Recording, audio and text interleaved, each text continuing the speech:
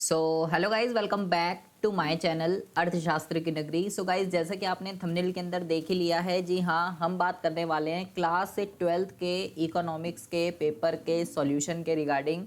बहुत सारे बच्चों का जो है मेरे पास मैसेज आया, बहुत सारे बच्चों की जो है कमेंट आ रही है कि सर आपने जो है पेपर में जो जो मोस्ट इंपॉर्टेंट क्वेश्चन जो जो फिक्स क्वेश्चंस बताए थे, आपके ही बताए हुए जो हैं क्वेश्चंस एग्जाम में आए हैं। पेपर हमारा जो है बहुत ज़्यादा अच्छा गया है। तो आज हम जो है इसके सोल्यूशन के रिगार्डिंग जो है बात करने वाले हैं।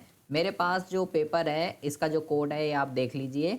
ये कोड है आपका 5853, ठीक है। सेट 3 है, ये कोड है 5853, ठीक है। और ये सीरीज है इसकी, ठीक है। तो इस सीरीज का आपका चाहे भाई ये सेट आपका चाहे 1 हो, या आपका सेट ये 2 हो, या आपका सेट ये 3 हो, 1 2 3 इस सीरीज का मतलब कि आपका अगर 5851 है या 5852 है और 5853 तो ये है, तो आपके क्वेश्चन इससे मैच होंगे। और आपके पास अगर कोई दूसरी सीरीज है तो भी क्वेश्चन आगे पीछे होंगे। अगर कुछ अलग सीरीज है तो प्लीज़ आप मुझे जो है पेपर पीडीएफ फॉर्म में जो है प्रोवाइड कराइए। मैं इसका सॉल्यूशन वीडियो जो है वो लेकर आऊँगा, ठीक है। पहले क्वेश्चन के अंदर कहता है, क्वेश्चन नंबर फर्स्ट के अंदर कहता है कि भुगतान संतुलन के घाटे का जो मापन है वो डैश लेन देन के आधार पर जो है घाटे का जो मापन है वो डैश लेन देन के आधार पर जो है वो होता है। किसके लेन देन के आधार पर जो है, अगर भुगतान संतुलन में अगर घाटा आ जाए तो उसको उसकी जो मेजरमेंट है वो जो है किस लेन देन डैश ट्रांजैक्शन के आधार पर जो है होती है। तो इसका जो आंसर होगा आपका वो आएगा आपका समायोजन। समायोजन जो है इसका आंसर आएगा। उसके बाद बात करता है क्वेश्चन नंबर 2 में, कहता है कि आपको ये एक आकृति दे रखी है। इसमें कहता है जो शेडेड एरिया है, ये जो शेडेड एरिया है ई एफ और जी, ये जो शेडेड एरिया कह रहा है, ये बताइए क्या दर्शाता है। तो मेरे भाई जोन सा कर्व ऊपर होता है उसकी वैल्यू ज़्यादा होती है, ठीक है। जोन सा कर्व ऊपर होता है उसकी वैल्यू ज़्यादा होती है। तो वाई वाला कर्व ऊपर है, सी वाला कर्व नीचे है। तो इसका जो करेक्ट आंसर है, इसका जो करेक्ट आंसर है वो है आपका सी, के उपभोग जो है वो कम है और ये जो है वो ज़्यादा है। आय ज़्यादा है और उपभोग जो है वो आपका कम है। तो ये जो है इसका करेक्ट आंसर हो जाएगा। तो यहाँ पे जो है विकल्प आपको दे रखे हैं, विकल्प आपको दे रखे हैं। देखिए विकल्प आपको क्या क्या दे रखे हैं। विकल्प आपको दे रखे हैं थर्ड, तो थर्ड जो है वो तो ऑप्शन बेटा ठीक है ही। तो पहले आप ये देख लीजिए थर्ड ऑप्शन जो है कहाँ का है। पहला ऑप्शन हटा दीजिए और ये तो हटा दीजिए, ठीक है। ये हटा दीजिए, ठीक है।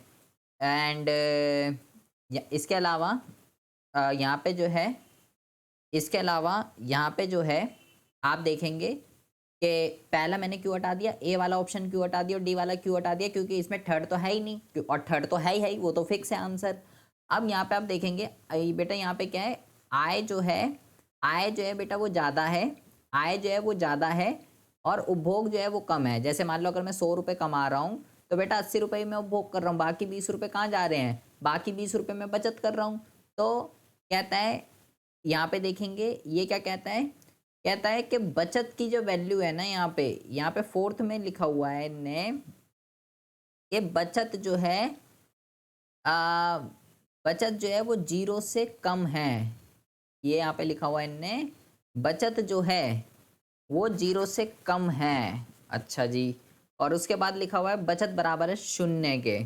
तो बचत तो बेटा यहाँ पे 0 के बराबर है। यहाँ पे बेटा बचत, ये वाला पॉइंट तो गलत है क्योंकि बचत तो 0 से बड़ी है बेटा, 0 से बड़ी है। तो इसका जो करेक्ट आंसर हो जाएगा, ये मान लीजिए ये ठीक है क्योंकि उसने बोला है EFG 0 भी है बचत उससे, इस वाले शेडेड एरिया में। वैसे यहाँ ग्रेटर देन का साइन होना चाहिए था लेकिन अभी है नहीं, तो मैं कुछ कर नहीं सकता अभी। उसके अकॉर्डिंग ये दोनों ऑप्शन बिल्कुल ठीक है, सेकंड और थर्ड। तो बी ऑप्शन जो है वो इसका करेक्ट आंसर जो है हो जाएगा। उसके बाद कहता है दृष्टिहीन वाले विद्यार्थियों के लिए देख लेते हैं क्या कह रहा है कि MPS जो है वो डैश फलन का ढलान होता है, तो वो बचत फलन का ढलान होता है। निम्नलिखित में से उन सही कारणों की पहचान कीजिए जो किसी भी अर्थव्यवस्था में विदेशी मुद्रा की पूर्ति को प्रभावित कर सकती है। बहुत बारी, 1000 बारी बताया था, विदेशी मुद्रा की मांग और विदेशी मुद्रा की पूर्ति पर क्वेश्चन आएगा ही आएगा। विदेशी मुद्रा की पूर्ति का मतलब होता है जब फिरंगियों को भारत के अंदर कुछ खरीदना होता है, ठीक है। तो कह रहा है निम्नलिखित में से उन सही कारणों की पहचान कीजिए। इंग्लैंड में एक भारतीय द्वारा क्रय की गई जमीन, ये होगा ही नहीं क्योंकि मैंने बोला पूर्ति की बात चल रही है, फिरंगी को भारत के अंदर कुछ खरीदना है। ताजमहल देखने आए विदेशी पर्यटक, ये पॉइंट हो जाएगा आपका। माइक्रोसॉफ्ट द्वारा यूएस 500 बिलियन का दान, ये भी हो जाएगा आपका। अध्ययन हेतु ऑस्ट्रेलिया जाने वाले छात्र, ये नहीं होगा। 2 और 3 जो है आपका करेक्ट आंसर है। तो 2 और 3 कहाँ पे लिखा हुआ है? सी ऑप्शन जो है मेरे भाई इसका करेक्ट आंसर हो जाएगा। उसके बाद कहता है कि दी गई तालिका के द्वारा आय के उस स्तर की पहचान कीजिए जहाँ पे एपीएस जो है वो शून्य होगी। तो बेटा जहाँ पे एपीएस का मतलब होता है बचत शून्य हो, जहाँ पे तो जहाँ पे आय और उपभोग बराबर होते हैं वहाँ बचत जो है शून्य होती है, ठीक है। तो बी जो है इसका करेक्ट आंसर हो जाएगा, ठीक है। ये जानबूझ के इतना लंबा चढ़ा के क्वेश्चन दे रखा है, कुछ करना नहीं है इसमें। यदि किसी अर्थव्यवस्था के अंदर प्रारंभिक जमा जो है वो 4000 करोड़ है और आरक्षित अनुपात 10% है, तो सर्जित कुल जमा का मूल्य जो है वो क्या होगा? तो आपको क्या करना है बेटा, 4000 डिवाइडेड बाय 10% कितना हो गया? 0.1, दशमलव हटाएंगे 0, 40,000 जो है इसका करेक्ट आंसर हो जाएगा। फॉर्मूला होता है इसका प्राथमिक जमा डिवाइडेड बाय LRR, ये जो है इसका फॉर्मूला होता है। श्री सहोत्रा द्वारा एक नए घर के क्रय के लिए बैंक से लिया गया ऋण उपरोक्त कथन से मुद्रा के सांकेतिक कार्य की जो है पहचान कीजिए कि यहाँ पे जो है कह रहा है एक नए घर के क्रय के लिए नए घर के क्रय के लिए बैंक से लिया गया ऋण, इसकी बात चल रही है। तो ये बेटा इस बच्चे ने गलत लगा दिया, ये इसका आंसर होगा, ठीक है। फ्यूचर पेमेंट की यहाँ पे जो है बात चल रही है क्योंकि मुझे लोन जो है भविष्य में लोन जो है मुझे चुकाना पड़ेगा, तो यहाँ पे इसकी बात चल रही है, ये होगा इसका करेक्ट आंसर। यदि किसी अर्थव्यवस्था में व्यापार संतुलन में 200 करोड़ का घाटा है, ये क्वेश्चन हमने प्रैक्टिस पेपर सैंपल पेपर में करा था, अगर आपने देखिए तो बहुत आराम से आप इसको कर सकते हो। 200 करोड़ का घाटा है, आयात का मूल्य ये है तो निर्यात का मूल्य क्या होगा? तो बेटा दिया आएगा माइनस का 200, निर्यात को मैं एक्स मान लेता हूँ, आयात कितना दे रखा है 900, तो 700 करोड़ जो है बेटा इसका आंसर आ जाएगा 700। ये बिल्कुल सही है, सही करा बच्चे ने। उसके बाद हम बात करते हैं 8वें क्वेश्चन की।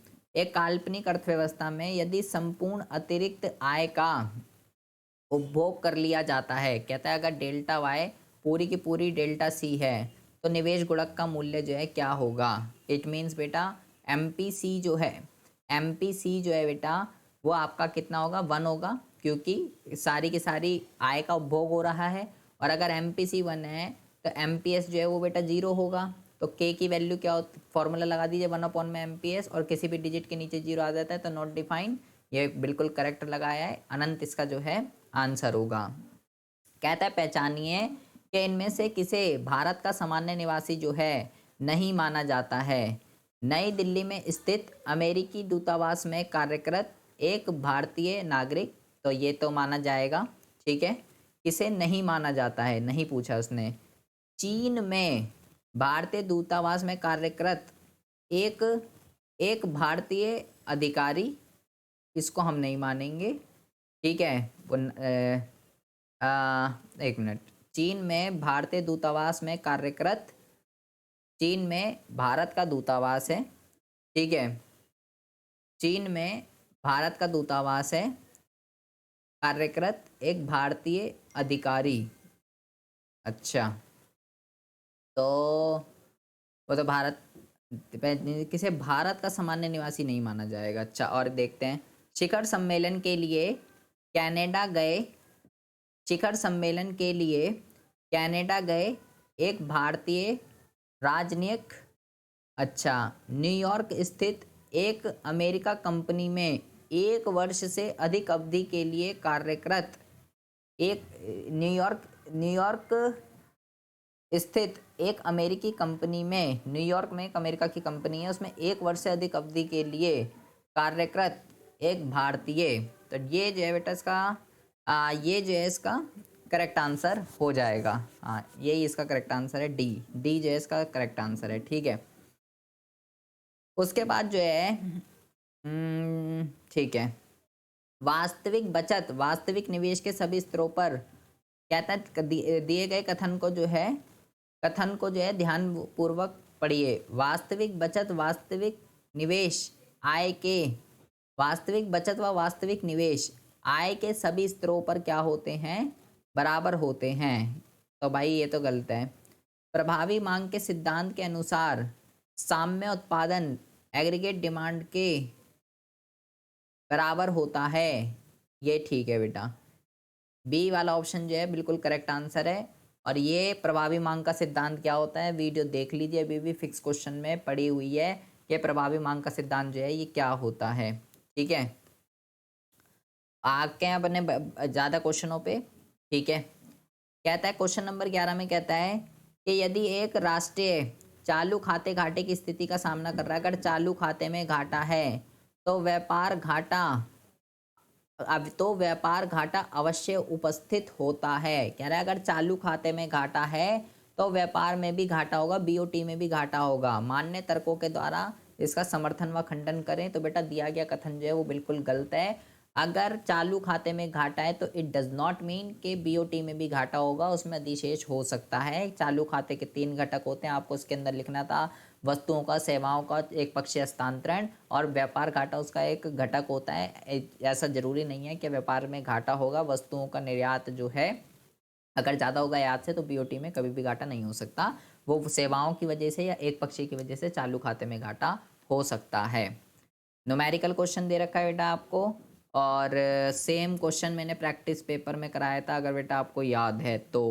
सेम डिट्टो क्वेश्चन कराया था मैंने, सेम, अगर आपको याद है तो। बिक्री और स्टॉक में परिवर्तन 230 ये आ जाएगा, ठीक है। अभी भी मिला लीजिए क्वेश्चन, अभी भी आप इसको मिला सकते हो बेटा। ये सेम डिट्टो क्वेश्चन, डिजिट भी चेंज नहीं है, डिजिट तक चेंज नहीं है, पूरा डिट्टो क्वेश्चन आया हुआ है ये आ गया 230, ठीक है। ये आ गया आपका 230, ठीक है। बिक्री और स्टॉक में परिवर्तन 10 घटा दीजिए, 220 माइनस एकल उपयोग ये आ जाएगा 100, ये आ गया आपका 120, ठीक है। और जीवी आ गया। अब मुझे क्या निकालना है, एनवीए। तो कैसे निकलेगा बेटा, कैसे निकलेगा, एनवीए एट एफसी है मेरे पास, और जीवीए एट एमपी। तो नेट का formula gross minus depreciation, and FC का फॉर्मूला माइनस एनआईटी। तो 120 तो यहाँ कर दीजिए बेटा, डेप्रीसिएशन 15 डिवाइडेड बाय 3 ऐसे निकलेगा। इसमें डेप्रीसिएशन फॉर्मूला भी बताया था, 3 यहाँ पे आ जाएगा। एनआईटी 20, तो ये आ जाएगा 97, ये आ जाएगा इसका आपका आंसर, ठीक है। सेम क्वेश्चन कराया था, सेम। अभी भी प्लेलिस्ट में जाकर, अभी आपको कह रहा हूँ प्लेलिस्ट में जाकर जितने भी पेपर कराए थे सब देख लीजिए, सेम क्वेश्चन करा रखा है ये आपको। निम्नलिखित आंकड़ों के द्वारा शुद्ध अप्रत्यक्ष कर के मूल्य का जो है परिकलन कीजिए। एक ऐसा कराया था, डेप्रीसिएशन निकालिए। तो इसमें आपको कुछ नहीं करना, आपको ये जो दोनों टर्म दे रखी है, N N P at M P is equal to G N P at F C, इसको ऐसे करना था। नेट का formula gross minus depreciation, M P का formula plus N I T. तो ये आपको बस कुछ नहीं करना, ये 1400 is equal to 1300 minus depreciation कितना दे रखा है, 80, डेप्रीसिएशन दे रखा है 80 और प्लस एन आई टी। ये आ गया आपका 1300 में से 80 गए, ये आ गया बेटा आपका 1400 is equal to 1220, 1220 plus N I T. तो 1400 में से 1220 को घटा दीजिए, इधर कर दीजिए इसको, ये आ जाएगा आपका 180, 180 आएगा इसका आंसर, 180 आ जाएगा एन आई टी, ठीक है जी। उसके बाद कहते हैं निम्नलिखित आंकड़ों के द्वारा अर्थव्यवस्था में निवेश गुणक, निवेश गुणक और आय के स्तर का परिकलन कीजिए। के और वाई निकालना है बेटा आपको। तो एमपीएस दे रखा है, तो पहले तो मैं के ही निकाल लेता हूँ। 1/0.5, ये तो हलवा क्वेश्चन है बेटा। 5 दूनी 10, 2 आ जाएगा। के की वैल्यू तो 2 आ जाएगी। और उसके बाद अर्थव्यवस्था में निवेश गुणक, आय के स्तर का परिकलन कीजिए, ठीक है। आय के स्तर का परिकलन कीजिए। तो बेटा यहाँ पे आपको जो है वाई निकालना है, वाई, ठीक है। ये बात ध्यान रखिएगा। तो आपको जो है यहाँ पे अगर y निकालना है तो y is equal to C plus I, ये फॉर्मूला लगाना है बेटा आपको यहाँ पे, ठीक है। अब c का फॉर्मूला क्या होता है, सी बार प्लस सी बार प्लस बी। बी क्या होता है बेटा यहाँ पे, बी होता है यहाँ पे आपका, बी होता है यहाँ पे आपका क्या कहते हैं, बी होता है आपका M P C B Y, ठीक है। और आई, आई कितना है आपका, आई कितना है आपका, आई है 100, ठीक है। तो ये इसका कोफिशिएंट 1 है, इसको इधर ले आइए, ये हो जाएगा 0.5 वाई इज इक्वल टू 150, ठीक है। और y is equal to 150 upon में 0.5, डेसिमल हटाएंगे 0, 5 3 15, 300 जो है बेटा आपका आंसर हो जाएगा इसका, ठीक है। इसी के साथ साथ आ जाइए, भारतीय रिजर्व बैंक द्वारा खुले बाजार संचालन से अर्थव्यवस्था में मुद्रा की पूर्ति को विनियमित करने की सहायता कैसे मिलती है। घर से बोला था, फिक्स क्वेश्चन है, लिख के लेके जा सकते हो, ये क्वेश्चन ले लीजिए। मुद्रास्फीति को कम करने से उद्देश्य से सरकार सार्वजनिक व्यय को कम कर सकती है, सरकार द्वारा उठाए जा सकने वाले इन कदमों को, ये स्टेटमेंट बिल्कुल ठीक है, दोनों सेम ही क्वेश्चन है। मतलब कि एक होती है मौद्रिक नीति, एक होती है राजकोषीय नीति, ठीक है। ये CRR, SLR, रेपो रेट, और आपकी सीमांत आवश्यकता, खुले बाजार की क्रियाएं, और आपका सरकारी में कर, सरकारी व्यय, ये था। तो दोनों क्वेश्चन, ये वाला बेटा फिस्कल पॉलिसी से है और वो वाला आपका मॉनेटरी पॉलिसी से है।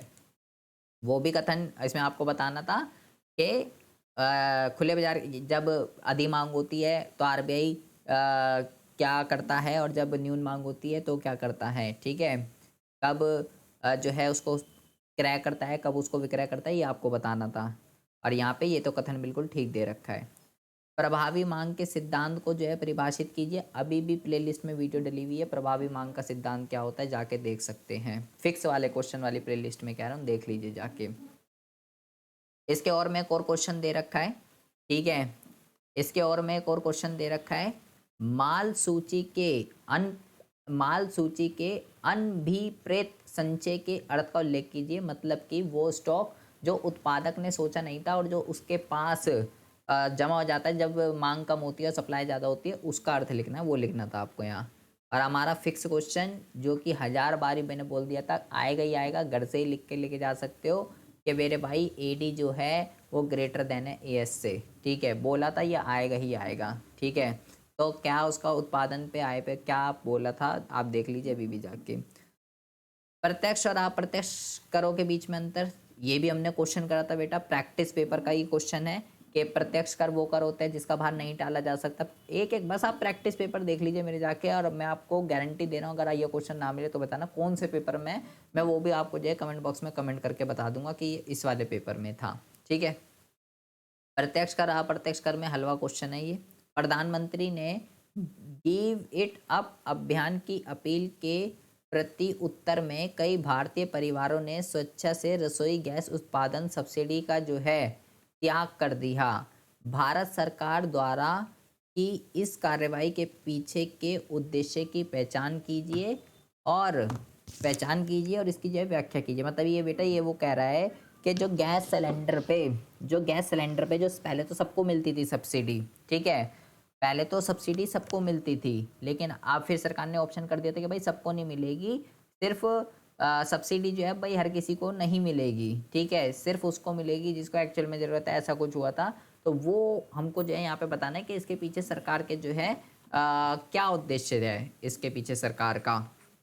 तो देखो मेरे को तो इसका इतना कुछ पता है, मैं वैसे हमारे यहाँ गैस सिलेंडर नहीं है, पाइप वो है, लाइन है।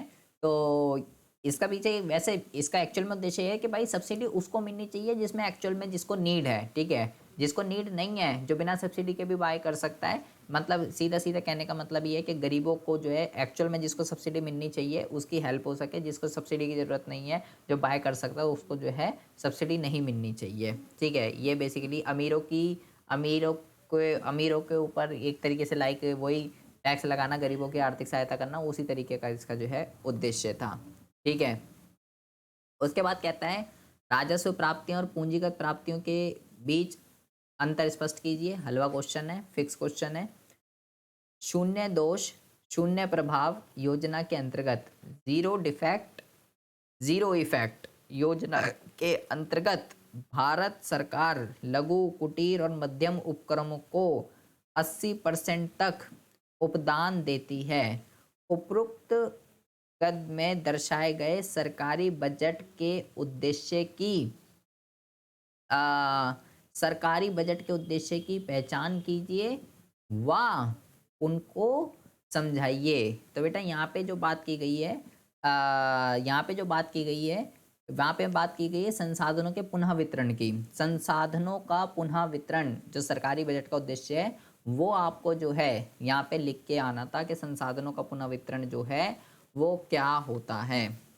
उसके बाद बताता है कि दिनांक 11 अप्रैल 2023 के द इकोनॉमिक टाइम्स के समाचार वर्ष 2022-23 की इलेक्ट्रिक वाहनों की बिक्री 10 लाख के पार। इलेक्ट्रिक वाहन, इस समाचार का घरेलू उत्पाद पे और कल्याण पे पड़ने वाले प्रभावों का विश्लेषण कीजिए। तो आपको लिखना था बेटा कि इससे जो है वाहनों की बिक्री बढ़ी, उत्पादन बढ़ेगा, जीडीपी बढ़ेगी और कल्याण, इससे लोगों पे जो है अच्छा इफेक्ट पड़ेगा, एनवायरनमेंट पॉल्यूटेड नहीं होगा, लोगों की हेल्थ वगैरह जो है। इलेक्ट्रिक व्हीकल क्यों आए हैं भाई? ये जब पॉल्यूशन हो रहा है तो इससे बचने के लिए तो आए हैं, तो इससे लोगों के कल्याण में वृद्धि होगी, जीडीपी भी बढ़ेगा, लोगों का कल्याण भी बढ़ेगा।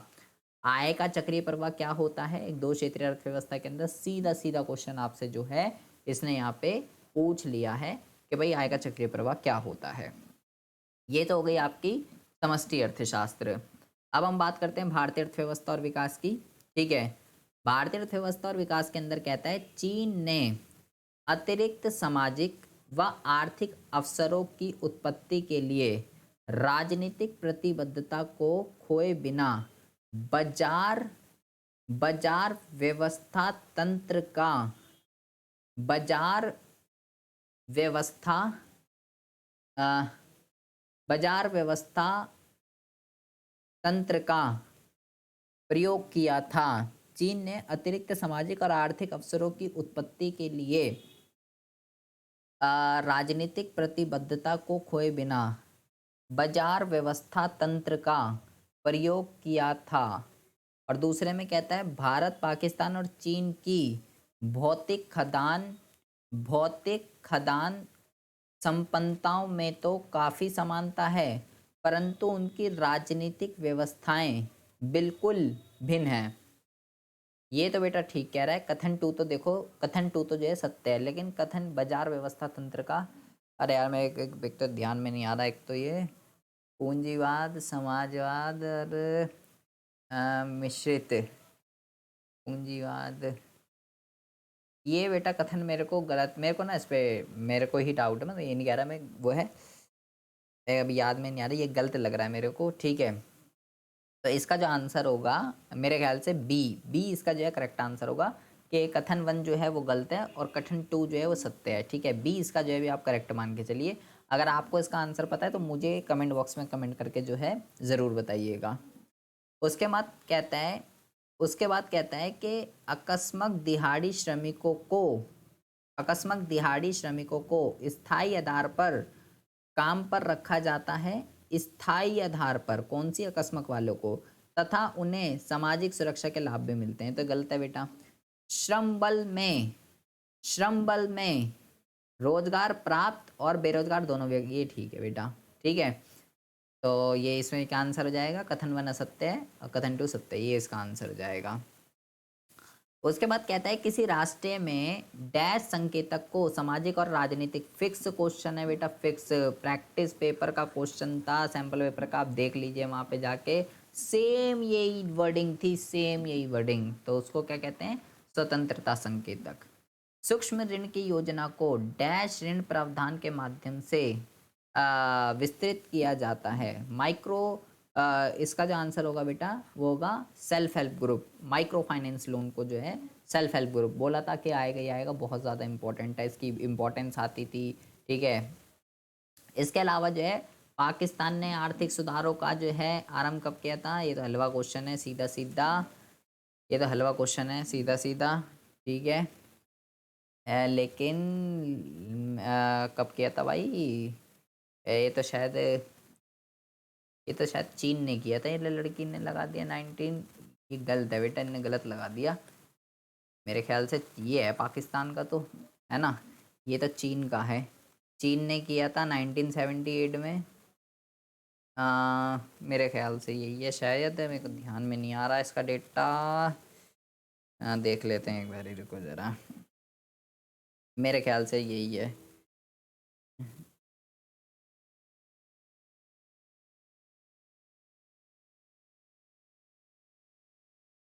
हाँ गलत लगा दिया बेटा, इसलिए ये है इसका आंसर। तो सी बताओ, इतना सीधा सीधा क्वेश्चन और वो गलत लगा के आ गई।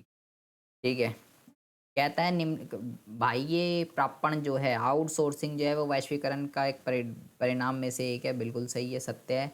वैश्वीकरण के कारण कई भारतीय कंपनियों ने विदेशों में अपने व्यापार में वृद्धि की है, ये भी ठीक है। दोनों कथन जो है बेटा सत्य हैं। सी जो है इसका करेक्ट आंसर हो जाएगा। निम्नलिखित चित्र का जो है अध्ययन कीजिए। पिछले साल बोर्ड में सेम क्वेश्चन आया था बेटा, सेम यही। विविधीकरण गतिविधि के रूप में डैश के अंतर्गत परिकलित गतिविधियों के प्रकारों की पहचान कीजिए। तो यहाँ पे जो है क्या लिखा हुआ है बेटा, पशुपालन, मत्स्य पालन, जैविक कृषि, बागवानी। तो यहाँ पे तो पशु ही दिख रहे हैं बेटा हमें, यहाँ पे पशुपालन जो है इसका करेक्ट आंसर हो जाएगा। उसके बाद कहता है डैश खेती एक ऐसी प्रणाली है जो पारिस्थितिक संतुलन को पुनर्स्थापित और बनाए रखने की वृद्धि में सहायक होती है। तो जैविक जो है अजैविक खेती आएगा बेटा यहाँ पे। ठीक है, दृष्टिहीन वालों के लिए वैसे तो वो। स्वतंत्रता उपरांत भारतीय अर्थव्यवस्था के योजना उद्देश्य के रूप में आधुनिकरण के चयन के पीछे डैश तर्कधार थे। क्या लिखा हुआ है जी, सामाजिक दृष्टिकोण में सकारात्मक आय का समान वितरण, प्रौद्योगिक आर्थिक विभाजन में वृद्धि। स्वतंत्रता उपरांत भारतीय अर्थव्यवस्था के योजना उद्देश्य के रूप में आधुनिकरण आधुनिकरण के चयन को मॉडर्न आधुनिकरण लिखा, मेरे को औद्योगिकरण समझ में आ रहा है। मॉडर्नाइजेशन का मतलब क्या होता है बेटा, समान दे सामाजिक दृष्टिकोण में सकारात्मक परिवर्तन लाना। पहला तो बेटा है ही, पहला तो फिक्स है। अब आप देखो पहला कहाँ का लिखा है, तो ये वाला ऑप्शन तो हटा दो, ये नहीं हो सकता क्योंकि पहला तो फिक्स है। अब आ जाइए, मॉडर्नाइजेशन करना, ठीक है। एंड प्रौद्योगिकी उन्नयन, ये भी बेटा फर्स्ट और थर्ड ओके, बिल्कुल ये होगा ही होगा। ठीक है, ये इसका करेक्ट आंसर है सी। सी जो है इसका करेक्ट आंसर है बेटा। ठीक है, जहाँ मैं शॉर्ट हूँ वहाँ तो लगा दीजिए। चीन के बारे में कॉलम 1 में दी गई घटनाओं को कॉलम दी गई घटनाओं से जो है मिला दीजिए। तो मिला दीजिए जी, ग्रेट लीप फॉरवर्ड को यहाँ मिला दीजिए। ठीक है, और प्राकृतिक संसाधनों के प्रयोग पर तो देखो पहले बी का फोर देखो कहाँ, बी का कॉलम 1 में दी गई घटना और कॉलम सही युग्म का, अच्छा सही युग्म का, मैचिंग नहीं है, सही युग्म का चयन करना है। तो ये तो इसका है ही नहीं बेटा। ठीक है, ये तो इसका है ही नहीं। ठीक है, और ये इसका हो नहीं सकता क्योंकि ये उसका था। तो अब बचे कौन, अब बचे बेटा ए और बी। ठीक है, संरचनात्मक परिवर्तन, प्राकृतिक संसाधनों के प्रयोग पर अल्प बल, जनसंख्या का अल्प घनत्व। सी का लिखा है संरचनात्मक परिवर्तन, सीमित शहरीकरण। चीन के बारे में बता रहा है ये। तो इसका जो आपका बेटा करेक्ट आंसर होगा, ये होगा आपका बेटा, ये भी नहीं है। ठीक है, ये इसका करेक्ट आंसर है सी। सी जो है बेटा इसका करेक्ट आंसर होगा। ठीक है, सी बिल्कुल करेक्ट है। उसके बाद कहता है ब्रिटिश शासन काल के दौरान भारत एक मजबूत औद्योगिक आधार विकस ब्रिटिश शासन के दौरान एक मजबूत औद्योगिक आधार विकसित नहीं कर पाया। बिल्कुल ठीक है। अंग्रेजों ने प्रतिबंधात्मक व्यापार नीतियों का पालन किया था, जिससे भारतीय हस्तशिल्प उद्योगों को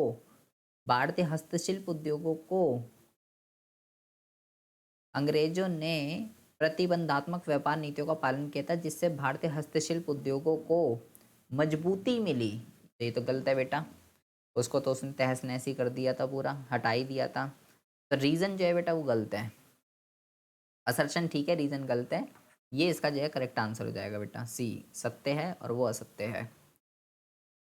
उसके बाद हम बात करते हैं एक राष्ट्र में मानव पूंजी निर्माण में शिक्षा की भूमिका का जो है बेटा वर्ण कीजिए। इसके शिक्षा की भूमिका जो है क्या होती है, इंपॉर्टेंस बतानी है एजुकेशन मतलब। ये तो भाई हलवा क्वेश्चन है, जिसको पढ़ा भी नहीं होगा वह पढ़ाई का क्या महत्व होता है जीवन में, वो भी कोई भी बच्चा जो है ये लिख देगा। सुएज नहर के खुलने से भारत के विदेशी व्यापार पर ब्रिटिश एकाधिकारीकरण नियंत्रित स्थापित करने में सहायता मिली थी। वैध तर्कों द्वारा गठन दीजिए। तो बिल्कुल सही है बेटा, आपको पता होना चाहिए सुएज नहर क्या है, कब खुली थी, इससे क्या अंग्रेजों को क्या फ़ायदा हुआ था, क्यों खोली थी। रेलवे के विकास से भारतीय संसाधनों के औपनिवेशिक शोषणों को प्रोत्साहित किया था। बिल्कुल ठीक है बेटा, कोई सा भी क्वेश्चन चाहो लिख सकते हो, ठीक है, जो भी चाहो वो लिख सकते हो, आसान है दोनों क्वेश्चन। अगले क्वेश्चन में कहता है दिए गए आंकड़ों की सहायता से वैध कारणों से इनकी शहरीकरण की तुलना कीजिए। वार्षिक जनसंख्या की वार्षिक दर और शहरीकरण, ठीक है, जनसंख्या की वार्षिक दर और शहरीकरण। तो आपके एक्सप्लेनेशन में ये दोनों डेटा जो है आने चाहिए थे, बस और कुछ नहीं करना। आपको बस ये लिखना था कि किस किस का करना है, चीन और पाकिस्तान का करना है बेटा, भारत का नहीं करना। चीन, और आपको लिखना था कि चीन में जनसंख्या की वृद्धि दर इतनी है, पाकिस्तान में कहीं ज़्यादा है, उससे कई गुना है, जो कि एक गलत चीज़ है। एंड शहरीकरण चीन के अंदर इतना है, पाकिस्तान के अंदर कम है, पाकिस्तान में कम है, चीन में ज़्यादा है, जो कि एक बुरी बात है। इस तरीके से आपको एक्सप्लेनेशन जो है लिखनी थी बनाकर, और ये फ्री के नंबर होते हैं, जैसे मर्जी लिखोगे आपको नंबर मिलेंगे, बस आपका डेटा आना चाहिए, ठीक है। अगर आपको याद है तो ये क्या कहता है, रोजगार व सकल घरेलू उत्पाद के निम्नलिखित आरोपों का उल्लेख कीजिए। 1990 से लेकर 2012 तक के दो चरणों की प्रवृत्ति का विश्लेषण कीजिए। 1990, 1990 ये रहा जी, 1990 ये रहा, ठीक है, और 2012, ठीक है। तो ये आपको बताना है कि ये जो पतली वाली लाइन है, पतली वाली लाइन कौन सी है भाई, ये वाली जीडीपी की लाइन है, ये जीडीपी की लाइन है, और ये रोज़गार की लाइन है, ठीक है। तो बस आपको उसको एक्सप्लेन करना था। ये पहले ये प्रतिशत के रूप में यहाँ दे रखा है, आपको बस अपनी एक्सप्लेनेशन में ये बस बता देना है, पहले जीडीपी इतनी थी, फिर इतनी हो गई, फिर इतनी हो गई। सन को यूज़ करिए, परसेंटेज को यूज़ करिए, और ऐसे जीडीपी को, और कुछ नहीं करना, ठीक है। श्रमिक जनसंख्या अनुपात को परिभाषित कीजिए। ये भी बेटा सैम्पल पेपर का क्वेश्चन है। श्रमिक जनसंख्या अनुपात को परिभाषित कीजिए। कार्यबल डिवाइडेड बाय कुल जनसंख्या मल्टीप्लाई 100। फॉर्मूला भी लिख के आ जाओगे तब भी काम चल जाएगा आपका। भारत में ग्रामीण क्षेत्र की क्षमता का पूर्ण दोहन करने के लिए आधारभूत संरचना का विकसित होना जो है आवश्यक है। मान्य तर्कों द्वारा अपने औचित्य का खंडन कीजिए। तो बिल्कुल सही बात है बेटा ये, कि अगर आपको ग्रामीण विकास करना है तो वहाँ पे संरचनात्मक परिवर्तन जो है करने पड़ेंगे। मानव विकास का अर्थ लिखिए, सीधा सीधा क्वेश्चन है। भारत जैसे राष्ट्र में रोजगार सृजन करने के लिए स्वरोजगार एक महत्वपूर्ण अवसर प्रदान करता है। मान्य तर्कों के आधार पर इसका समर्थन न खंडन कीजिए। बिल्कुल सही बात है बेटा, अपना बिजनेस होना चाहिए, क्योंकि अब तक अनौपचारिक क्षेत्र में ना औपचारिक में नौकरियां नहीं है, ना अनौपचारिक के अंदर रही हैं। 1950 से 1990 तक की अवधि में औद्योगिक प्रक्रिया में राज्य की प्रत्यक्ष व सक्रिय भागीदारी को आवश्यक माना गया था। बिल्कुल ठीक बात है, राज्य का मतलब होता है बेटा सरकार। इन 40 सालों में केवल सरकार ने ही काम किया था। तो क्यों था ऐसा, सरकार की इंपॉर्टेंस क्यों मानी जाती थी, सरकार की भूमिका बतानी है इसमें। टीआर जैन में ये क्वेश्चन क्या क्या पॉइंट आपको इसके अंदर लिखने थे, क्योंकि उस टाइम पे प्राइवेट सेक्टर सामने नहीं आता था, उनके पास इतना पैसा लगाने के लिए पैसा नहीं होता था, वो निवेश नहीं करते थे, उनके अंदर कोई मोटिवेशन नहीं था, वो कोई इनिशिएटिव कोई इतना वो मोटिवेट नहीं थे कि वो पैसा लगाएं। 1991 की नई आर्थिक नीति में भारतीय रिजर्व बैंक की भूमिका को परिवर्तित कर दिया। सब सैम्पल पेपर का क्वेश्चन है, ठीक है, उसको रेगुलेटर बना दिया था, ठीक है। रेगुलेटर, गैस का रेगुलेटर नहीं, कौन सा रेगुलेटर वो आपको पता होना चाहिए, ठीक है। रेगुलेटर, फैसिलेटर, रेगुलेटर से फैसिलेटर, ये इस तरीके से था। सीधा सीधा क्वेश्चन है, हलवा, ठीक है। ब्रिटिश शासन के अंतर्गत भारतीय व्यावसायिक संरचना में अवलोकित परिवर्तनों की व्याख्या कीजिए। व्यावसायिक संरचना का मतलब होता है बेटा प्राथमिक क्षेत्र, द्वितीय क्षेत्र, तृतीय क्षेत्र में कितने लोग कहाँ कहाँ काम करते थे वो बताना है। भारत सरकार की नवरत्न नीति ने सार्वजनिक उपक्रमों के प्रदर्शनों को सुधारने में सहायता की है। बिल्कुल ठीक है। कथन ठीक है, सहमत हो गए आप इससे। नवरत्न नीति का मतलब जो अच्छे उद्योग हैं, जो बहुत अच्छा प्रॉफिट कमा रहे हैं, सरकार ने उसको डिवाइड किया ना, नवरत्न, महारत्न, मिनी रत्न, ऐसे डिवाइड करा है ना। तो ये आपको इसमें बताना है कि हाँ उससे उनकी परफॉर्मेंस वगैरह जो है वो सुधरी है। इसके अलावा ये पैराग्राफ दे रखा है, ठीक है, देख लेते हैं क्या पूछ रहे हैं।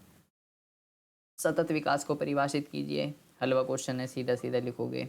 ऐसी सार्वजनिक परियोजनाएं क्षेत्रों के उदाहरण दे जहां ये जो है केंद्रित है। ऐसी सार्वजनिक परियोजनाओं क्षेत्रों का उदाहरण दे। और कहता है हरित वित्त से व्यवसाय कैसे लाभान्वित हो सकते हैं। इन दोनों के आंसर आपको बेटा ऊपर मिल जाएंगे, ठीक है। देखो यहाँ पे लिखा हुआ है हरित वित्त द्वारा, ये बिल्कुल सही लगाया है ऐसे बच्चे ने जिसका भी है, ठीक है। यहाँ पे देखो ये यहाँ से लगा रखा, और यहाँ पे वो जो था दूसरा वाला क्वेश्चन, उन क्षेत्रों के उदाहरण जो हैं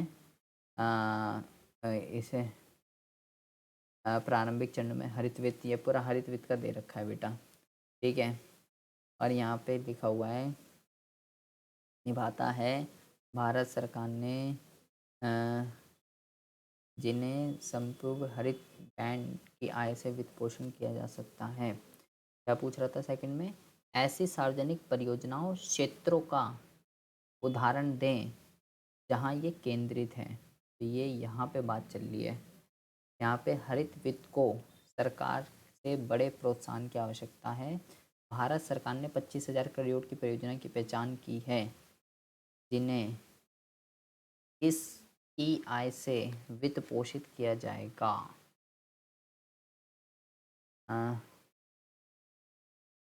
वित्त मंत्रालय द्वारा अनुमोदित नवीकरणीय ऊर्जा,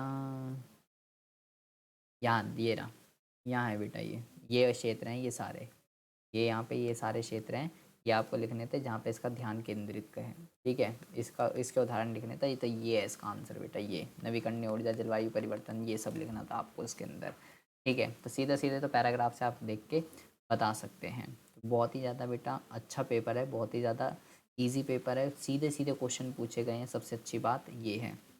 आई होप आपको जो है बहुत ही अच्छे से समझ में आ गया होगा कि किस क्वेश्चन के अंदर आपको क्या लिखना था और क्या आंसर होना चाहिए। आपकी कोई दूसरी सीरीज़ है, आप मुझे पीडीएफ में भेज सकते हैं, मैं उसका सोल्यूशन वीडियो जो है बना दूंगा।